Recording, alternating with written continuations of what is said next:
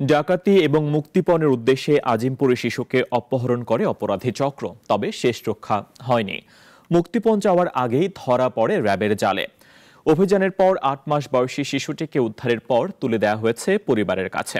এ সময় অপহরণকারী শাপলাকে গ্রেফতার করে র্যাব। ঘটনা গেল বৃহস্পতিবারের।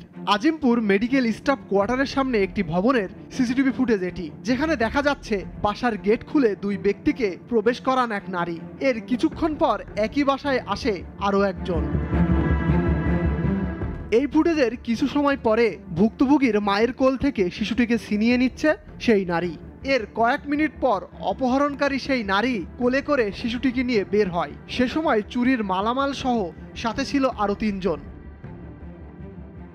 এর কিছুক্ষণ পরেই সামাজিক যোগাযোগ মাধ্যমে জানা যায় আজিমপুরের ফারজানা নামের এক নারীর বাসায় ডাকাতি করতে গিয়ে ৮ মাসের এই শিশুটিকে নিয়ে যায় দুর্বৃত্তরা।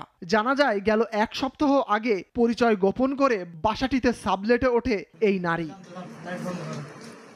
চাঞ্চল্যকর এই ঘটনার পরই তদন্তে নামে র্যাব সহ আইন শৃঙ্খলা বাহিনীর একাধিক টিম। এরপর গতরাতেই রাজধানীর মোহাম্মদপুর থেকে উদ্ধার করা হয় শিশুটিকে। কারণ বাজারে র্যাব মিডিয়া সেন্টারে এসব জানান র্যাবের আইন ও গণমাধ্যম শাখার পরিচালক।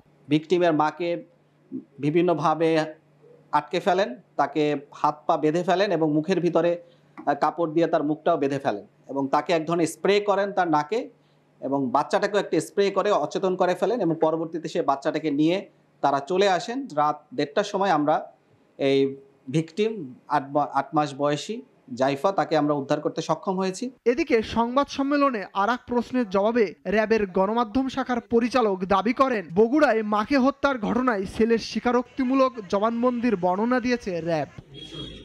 তবে এই ঘটনায় র্যাবের কোনো গাফিলতি থাকলে তাও তদন্ত করা হবে বলে জানায় তিনি। এর সাথে আরো কেউ জড়িত আছে কিনা। ফজলে রাব্বি, নাগরিক, Dhaka. Double million offer Walton fridge কিনে পেতে পারেন ২০ লক্ষ টাকা, রয়েছে কোটি কোটি টাকার নিশ্চিত উপহার।